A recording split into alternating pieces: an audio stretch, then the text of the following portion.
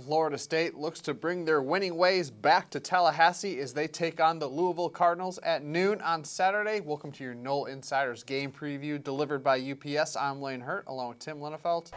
No one's going to forget last year's 63-20 loss to Louisville up in Louisville. The players haven't, the coaches haven't.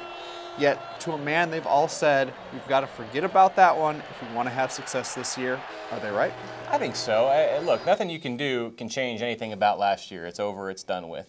I'm not saying it can't motivate you in practice or drive you a little bit further to sort of make good on that. But to me, this game represents a much bigger opportunity to move forward than move back. If you look across the landscape of college football and the ACC, some of the upsets that took place last week, both Florida State and Louisville have an opportunity to kind of right the ship after difficult starts to the season.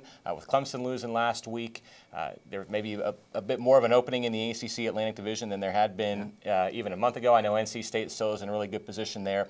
But the winner of this game has an opportunity to sort of stay within arm's reach of NC State and Clemson in the race to get to Charlotte, while the loser has a pretty steep uphill climb. So I think there's a lot on the line for this year, independent of anything that happened a year ago.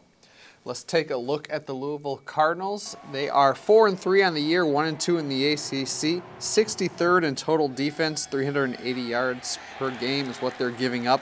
4th in total offense, 567 yards per game.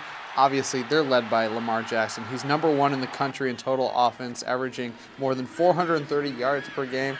Tim, we'll talk about Lamar a little bit later. Obviously, he's what stirs the drink for Louisville. But is the more important matchup Florida State's offense and what they can do against a struggling Louisville defense? I think so. And look, you can look at Louisville's numbers, you can look at their track record and kind of know what kind of game you're going to be in. They're going to score, they're going to give up points. You got to be able to score with them and certainly not match them score for score, but to be able to outpace them as much as you can.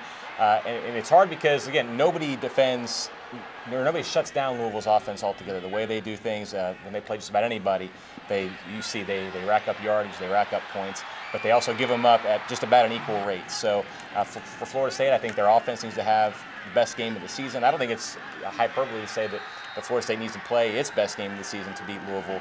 I think they're capable of that. I think there were some encouraging signs from the Duke game.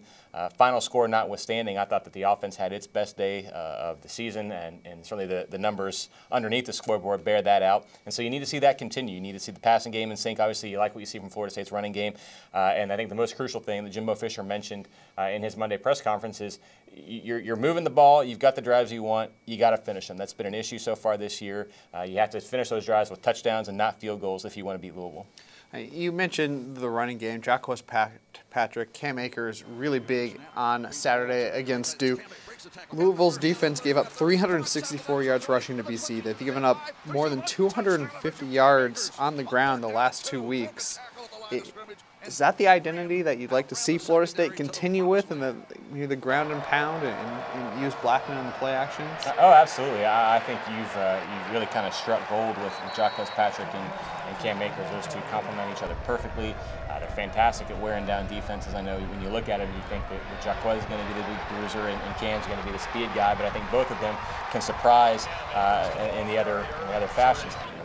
Cam is certainly not afraid to lower that shoulder, as we've seen, and Jacquez, when you give him some space, he has a little bit of breakaway speed. Certainly for a guy his size, is surprisingly quick. So to me, I think that's a great recipe for Florida State, not only in this game but moving forward. You run the ball, you control the clock, you throw when you need to, how you need to, and one of the upsides of that is that as long as that running game is there chewing the clock and grinding out these long drives, kind of like the one you saw on the first drive of the game against Duke, that means Lamar Jackson's over there on the sideline, which means he's not running around and throwing and scoring touchdowns. So it's a win-win, really. Speaking of Lamar Jackson, there's where our key matchup lies. It's the Florida State defense, all 11 of them, 12 if you can sneak another guy out there that nobody notices. But I mean, let's just talk the numbers. He's Louisville's all-time leading rusher.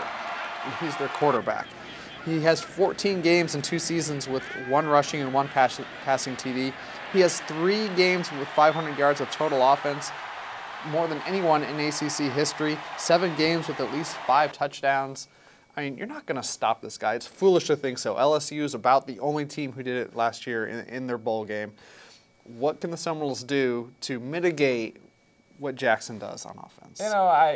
Mitigate's a good word, I guess. To me, I would like to see Florida State take away every other member of the offense. You know, the receivers, running backs, I don't want them doing much at all. And then you focus on Lamar Jackson. I think Derwin James could play a pretty key role in this game. We talked about him and his role in slowing down Alabama's Jalen Hurts in that season opener. And I thought for the most part, he broke a couple runs, but for the most part, they did a pretty nice job of corralling him. I think a similar game plan could be in order for this one. That's not to say, look, I think Lamar Jackson's a step or two ahead of Jalen Hurts in terms of his playmaking ability. But I think you sort of trust Derwin James. I think you could maybe bring him a little bit closer to the line of scrimmage and sort of tell him, look, keep one eye on the play, one eye on the quarterback, trust him to do that, and use your instincts to see what's going to happen and what goes on. Because I think in Derwin James, Florida State has somebody who athletically can match up with Lamar Jackson. He might not be as quick or as shifty, but he makes up for that in other areas. And I think that's sort of what needs to be the equalizer for Florida State. Don't forget, Derwin James didn't play in that Louisville game last year. And I'm not saying that he would have been all the difference in a game like that, but I think he would have been a big difference.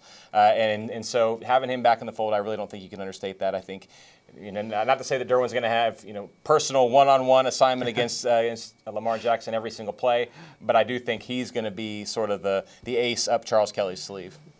There you have it, Seminole fans. It's the Noles and the Cardinals on Saturday, high noon, inside Doak Campbell Stadium. Make sure you're in the stadium to support your Noles. Make sure you read Tim's First and 10 article on Seminoles.com as well to get you prepped for everything you need before this matchup. And, of course, we'll have your 3 keys on Saturday morning as well. So for Tim, I'm Lane. This has been the Nole Insiders Game Preview delivered by UPS. Go Noles.